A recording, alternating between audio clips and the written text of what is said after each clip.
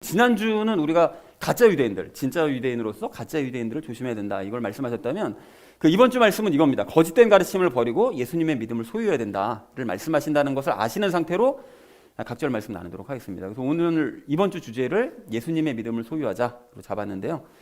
먼저 우리 4절 말씀 우리 함께 읽도록 하겠습니다. 나 역시 육체를 신뢰할 수도 있지만 그리하지 아니하노라. 만일 어떤 다른 사람이 육체를 신뢰할 만한 것이 자기에게 있는 줄로 생각하면 나는 더욱 그러하니 라고 말씀합니다. 이 말씀이죠. 오늘 말씀이 약간 좀 그 표현이 좀 어렵게 느껴질 수 있습니다. 그래서 각절을 좀 집중해서 좀 보기 원하는데, 육체를 신뢰한다는 게 여러분 뭐였었죠? 육체를 신뢰한다. 그러니까 육체적인 조건들을, 그 자랑거리들을 신뢰하는 거, 그거를 의미하는 거였는데, 좀 더 자세하게 얘기를 하자면 그 아브라함의 혈통이고, 그죠? 그리고 육신의 할례를 받고 있고, 그리고 율법을 지키기 위해서 열심히 노력하는 거, 이런 것들이 모두 육신적인 자랑들이죠. 나는 아브라함의 혈통 후손이고, 나는 육체의 할례도 받았고, 육신을 열심히 움직여서 율법을 지킨다. 이 모든 것들이 육신적인 어떤 조건들, 자랑거리들인데, 이렇게 하면 구원받을 것이라고 믿는 게 육체를 신뢰하는 거예요. 이렇게 하면 구원받을 수 있다. 그러니까 믿는 거. 자, 그런데 바울은 그렇게 하지 않는다는 거죠. 그리고 하반절 말씀을 보면 어떤 다른 사람, 여기서 얘기하는 어떤 다른 사람은 그 빌립보 성도들을 미혹하는 거짓 교사들을 의미합니다. 그 사람들이 자꾸 와가지고 빌립보 성도들에게 자꾸 육신적인 거를 자꾸 자랑을 하는 거예요. 또 그렇게 해야만 구원받는다고 자꾸 거짓말을 자꾸 가리키는 거예요. 그러니까 바울이 그런 사람들이 너희를 찾아와서 육체를 신뢰할 만한 것이 자기에게 있다고 생각한다면 나는 더 그러하다. 뭔 소리냐? 거짓 교사들이 육체의 조건들을 막 자랑을 하면서 그것 때문에 구원을 받는 것이다 라고 믿고 사람들을 자꾸 가르친다면, 그것이 최고의 조건이라고 가르친다면 나는 그런 사람들보다 훨씬 더 좋은 조건을 가지고 있다를 말하고 있는 거예요. 그래서 그 이후의 이야기는 어떻게 되는가 하면, 자기가 이 사람들보다 훨씬 더 좋은 조건들을 가지고 있는 것이 맞지만 이 모든 것들은 구원과는 아무런 상관이 없기 때문에 다 폐기해버리고 나는 예수님을 붙들었다라는 얘기가 오늘 이번 주 본문의 말씀이 되겠습니다. 자, 그래서 4절 전체 의미를 이렇게 정리해 볼 수가 있겠는데요. 나 역시 육체적으로는 좋은 조건을 가지고 있지만 그것 때문에 구원받을 것이라고 나는 믿지 않는다. 만약 어떤 가짜 유대인이 육체의 조건을 자랑하고 있다면 나는 자랑할 것이 더욱 넘친다 라고 얘기하면서 그 다음 절에서 자기가 얼마나 그 육체적인 조건들이 훌륭한가를 이야기를 하고 있습니다. 자, 그래서 이어진 5절 말씀 우리 함께 읽도록 하겠습니다. 나는 여드레째 되는 날 할례를 받았고 이스라엘의 줄기에 속한 자요 베냐민 지파에 속한 자요 히브리인 중에 히브리인이요 율법에 관하여는 바리새인이요 라고 말씀합니다. 여기 여드레째 되는 날 할례를 받았다는 것은 그 8일째 되는 날 할례를 받는다는 거예요. 그런데 여러분 그 이슬람교인들은 좀 그 날짜가 좀 다르고요. 그리고 또 다른 그 할례를 따르는 사람들, 풍속을 따르는 사람들의 날짜가 좀 다릅니다. 그런데 그 정통 유대인들이에요. 정통 유대인들은 난지 8일 만에 할례를 받아요. 예수님도 8일째 할례 받으셨죠. 그렇게 모든 정통 유대인들은 8일째 할례를 받는 것이 맞습니다. 그리고 이스라엘의 줄기에 속한 자라는 것은 이스라엘의 12지파 중에 한 지파에 속한 자가 바로 나다. 그리고 베냐민 지파가 독특한 점이 있죠. 이스라엘의 가장 첫 번째 왕이었던 사울을 배출한 지파가 베냐민 지파였어요. 그러니까 이스라엘의 첫 번째 왕을 배출한 지파에 속한 자가 바로 나다. 그러니까 자기는 훌륭한 혈통에 속한 자라는 거죠. 그리고 히브리인 중에 그래서 히브리인이다. 자기는 순수 혈통 유대인이다 라는 걸 이야기하고, 율법에 관해서는 바리새인이다. 그러니까 율법을 지키는 면에 있어서는 내가 바리새인으로서 그 어떤 유대인들보다 나는 노력으로 치자면 둘째가라면 서러워할 사람이 바로 나다. 그러니까 그랬던 사람이었다라는 것을 바울이 자랑을 하고 있는 것이죠. 자, 그런데 바울이 이와 같은 내용들을 이제 쭉 열거한 이유는 뭐냐면 이 이야기들 중에서 유대인들이 자랑하는 그 두 가지를 언급하기 위해서 그런 거예요. 그 두 가지가 무엇인가 하면 순수 혈통 유대인이라는 것과 율법을 열심히 지켜 행하는 것. 이 두 가지를 유대인들이 항상 자랑하거든요. 나는 순수 혈통이야. 율법을 열심히 노력해서 지키고 있어요. 두 가지. 그러니까 바울이 이것에 대해서 자랑하고 있는 거예요. 그러니까 나도 과거엔 이걸 자랑을 쳤었다. 훌륭한 조건을 가지고 있는 사람이었다라는 걸 얘기하는 거죠. 그리고 그것 때문에 구원받을 것이라고 유대인들은 믿고 있는데 그런 유대인들에서 말하기 위해서 이것들을 열거를 했다는 것이죠. 그리고 바울은 그런 면에 있어서는 누구에게도 지지 않을 자신이 있다라고 지금 바울이 이야기를 하고 있는 것입니다. 과거에 그랬다는 것이죠. 과거에. 자, 그래서 5절을 정리하자면 이렇게 정리해 볼 수 있겠는데요. 나는 8일 만에 할례를 받았고 이스라엘의 한 지파인 베냐민 지파 출신이므로 유대인 중에 유대인이다. 그리고 율법을 지키는 면에 있어서는 바리새인으로서 참으로 열심히 노력했던 그런 사람이었다 라고 굉장히 훌륭한 조건을 가진 사람이었다라는 것을 5절에서 이야기하고 있습니다. 자, 이어진 6절 말씀 우리 함께 읽도록 하겠습니다. 열심에 관한 한 교회를 핍박하였고 율법에 있는 의에 대하여는 흠이 없는 자로다 라고 말씀합니다. 그리고 바울은 그렇게 혈통적인 면이나 뭐 노력하는 면에서 훌륭하지만 추가적인 것을 더 얘기합니다. 다른 사람들이 안 했던 이런 것들을 더 추가적으로 얘기하는데, 그 열심에 관한 한이라는 것은 또 다른 열심에 대해서 내가 얘기를 해보자면 나는 교회를 핍박한 사람이었다라는 얘기를 해요. 왜 교회를 핍박한 것을 과거의 자랑으로 생각했었는가 하면, 유대인들은 순수 혈통 유대인인 것과 율법을 노력하여 지키는 사람만이 구원받는다고 생각하잖아요. 그죠? 그렇게 생각하는데 교회는 이단적인 거짓 가르침을 가르친다고 생각한 거예요, 바울이. 왜냐하면 예수를 믿기만 하면 구원받는다는 거짓말을 자꾸 가르친다고 생각한 거죠, 유대인 입장에서. 그러니까 적극적으로 핍박했다는 거예요. 저것들 가짜를, 거짓말을 가르치는구나. 그냥 내버려둔 것이 아니라 나는 도리어 더 열심을 내기 위해서 그렇게 잘못 가르치는 것들 가만두지 않고 아주 핍박해서 씨를 말리려고 노력을 했던 그런 사람이었다라고 지금 바울이 이야기하는 거죠. 그러니까 그만큼 나는 율법에 대해서 아주 정말 열심을 가진 사람이었다는 것을 강조하고 있습니다. 자, 그리고 율법의 의에 대해서 얘기하는데, 율법에 있는 의가 무슨 뜻일까요?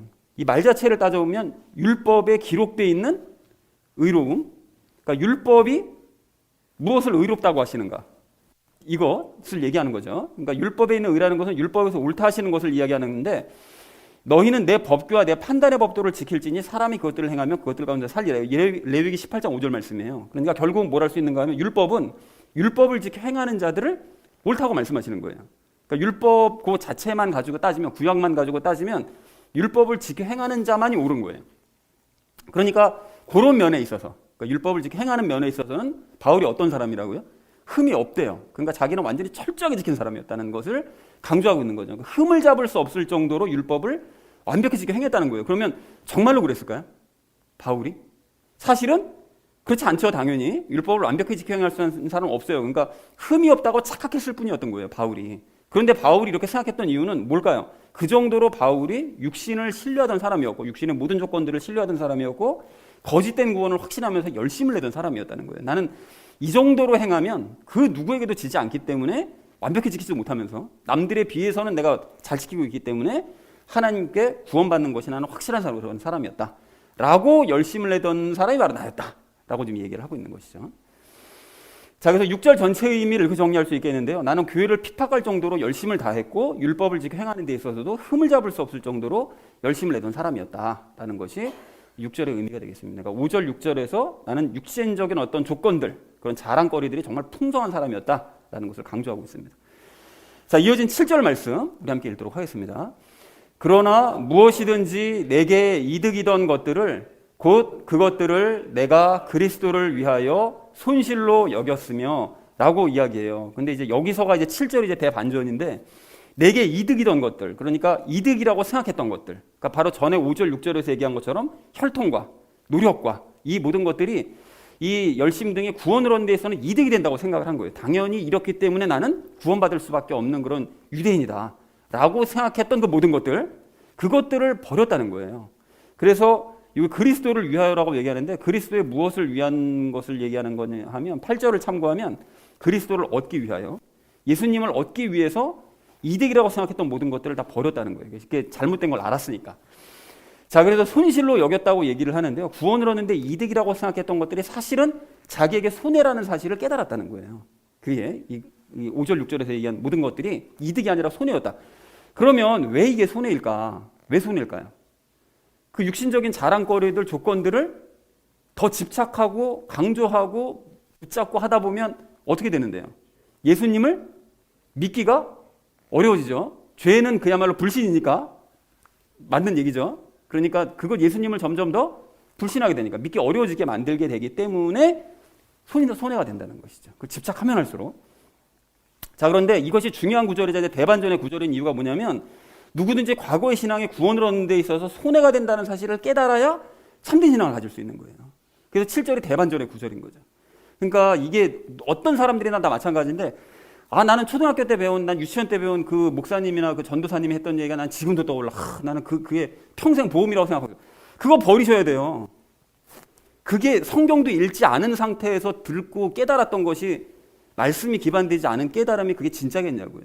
그걸 다 버리고 성경을 통해서 바르게 깨달음을 얻을 때, 그 과거를 손실로 여기고 깨달을 때 예수 그리스도를 얻을 수 있는 것입니다. 그러니까 이게 모든 사람들이 사실 단순해 보이지만 굉장히 중요한 구절인 것이죠. 자, 그래서 7절 전체의 의미 이렇게 정리해 볼 수 있겠는데요. 나는 내게 이득이 된다고 생각했던 것들이 사실은 예수님을 얻는 데 있어서 손해가 된다는 사실을 깨달았다. 이걸 누구나 깨달아야 된다라는 것을 이야기하고 있죠. 자, 이어진 8절 말씀 우리 함께 읽도록 하겠습니다. 참으로 확실히 모든 것을 손실로 여김은 그리스도 예수 내 주를 아는 지식이 뛰어나기 때문이라. 내가 그분을 위하여 모든 것에 손실을 입고 그것들을 단지 배설물로 여김은 내가 그리스도를 얻고 라고 이야기합니다.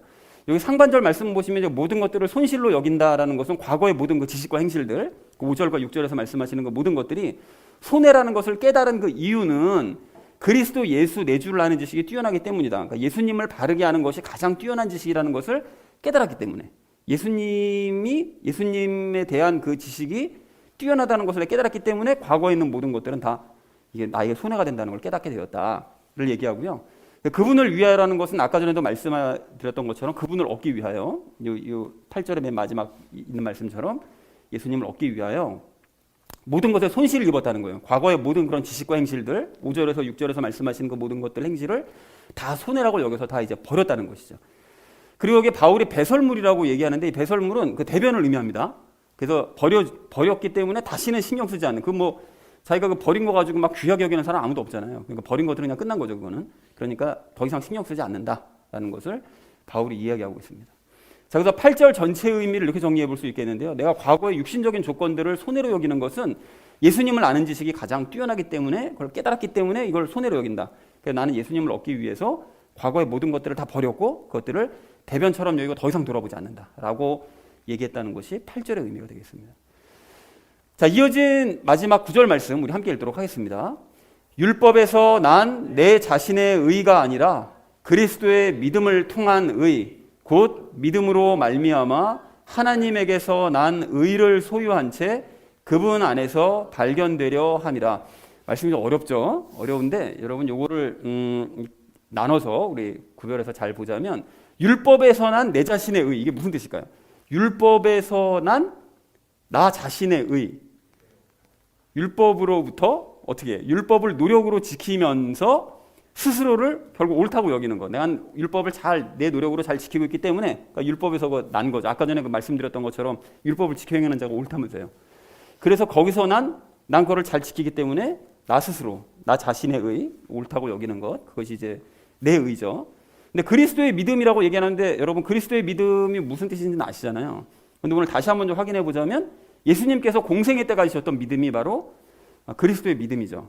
근데 예수님께서 어떤 믿음을 이 땅에 오셨을 때 어떤 믿음을 가지셨었는가 하면, 할 수 없다는 사실을 인정하시고 성부 하나님께서 대신 모든 것들을 행하실 것을 믿으신 바로 그 믿음, 그게 예수님의 믿음이었죠. 예수님께서 가지셨던 그 믿음. 근데 이제 우리가 가져야 될 그 믿음인 건데, 그 예수님의 믿음, 그리스도의 믿음을 통한 의라는 것은 결국 그러니까 할 수 없음을 내가 인정하고 예수님께서 나를 대신하여 율법을 행하실 것을 믿음으로써, 그걸 믿음으로써 하나님께 옳다고 인정받는 거, 그게 하나님의 의입니다. 예, 그리스도를 통한 그리스도의 믿음을 가지고 있을 때 내가 얻을 수 있는 의, 옳다고 여김받는 바로 그 의, 그걸 얘기하는 것이죠. 자, 그래서 믿음으로 말미암아 하나님에게서 난 의를 소유한다는 것은 예수님의 믿음을 가짐으로 말미암아, 앞에서 얘기했던 그 예수님의 믿음이요, 그 예수님의 믿음을 가짐으로 말미암아 하나님께 옳다고 인정을 받은 채, 하나님께서 옳다고 하시는 것을 내가 소유했다는 거, 그러니까 내가 인정을 받았다는 것이죠. 그러니까 인정을 받은 채 그분 안에서 발견됐다라는 것은 예수님 안에 있는 상태로 하나님께 발견되려 한다는 뜻이에요. 그러니까 예수님 안에 있는 상태로, 예수님과 하나 됐다는 상태를 하나님께서 나를 보시고 얘는 예수 안에 잘 있네, 예수와 연합해 있네 라고 이제 발견되려고 이렇게 했다는 얘기가 되는 것이죠. 그러니까 다시 말해서 예수님과 연합해서 예수님과 같은 믿음을 가지고 있는 상태를 하나님께 보여드리려고 과거의 모든 것들을 다 버리고 예수님을 얻었다라는 것이 9절의 의미가 되겠습니다. 말씀이 좀 어려웠는데 정리해보자면 이렇게 정리할 수 있겠습니다. 나는 스스로 옳다고 여기는 것이 아니라, 나 스스로 옳다고 여기는 게 아니라 예수님의 믿음으로 인해 하나님께 옳다고 인정을 받고, 그리고 예수님 안에 있다는 사실을 보여드리기 위해서, 하나님께 보여드리기 위해서 과거의 모든 것들을 다 버리고 예수님을 얻은 것이다 라는 것이 이제 구절의 의미가 되겠습니다.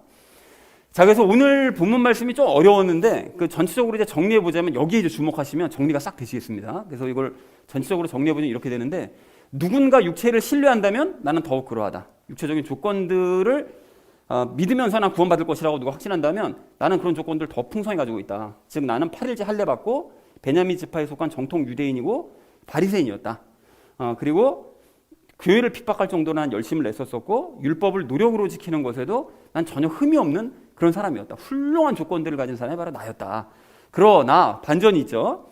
이 모든 것들을 이득이라고 착각했었던 나는, 구원받는데 이득이라고 착각했던 나는 그리스도를 아는 지식이 가장 중요하다는 사실을 비로소 깨달았고, 그래서 이 모든 것들을 다 버렸다라는 것이 8절까지 내용이고요. 그렇게 한 이유는 예수님의 믿음을 가짐으로써 하나님께 의롭다고 인정을 받고 예수님 안에 있다는 사실을 보여드리기 위해서 아니 모든 것들을 다 버리고 예수님을 얻게 되었다라는 것이 바울의 고백이자 우리의 신앙 고백이 되어야 될 내용이 되겠습니다. 여러분 이해들이 되셨죠? 예, 좋습니다. 자, 그래서 그 정리를 좀 하자면 오늘 이제 적용 시간 이후에 적용 시간에 세 가지를 나누게 될 텐데요. 첫 번째는 육신적으로 신뢰하는 것들이 아무 소용 없다는 것. 그것에 대해서 우리 이야기를 첫 번째로 나누고요. 두 번째는 그리스도를 아는 지식이 왜 중요한 거냐? 그리스도를 아는 지식이 도대체 뭐냐? 그리고 또 그게 왜 중요한 거냐? 이것에 대해서 이야기를 나누고요. 마지막 세 번째는 위에 두 가지를 통해서 얻을 수 있는 예수님의 믿음에 대해서, 결론인 예수님의 믿음에 대해서 함께 이야기 나누도록 하겠습니다. 자, 그래서 오늘 이야기 결론을 이렇게 맺을 수 있겠는데요. 예수님의 믿음을 소유하자라는 것을 이제 주제로 나머지 이야기는 삶에 적용하면서 함께 말씀 나누도록 하겠습니다.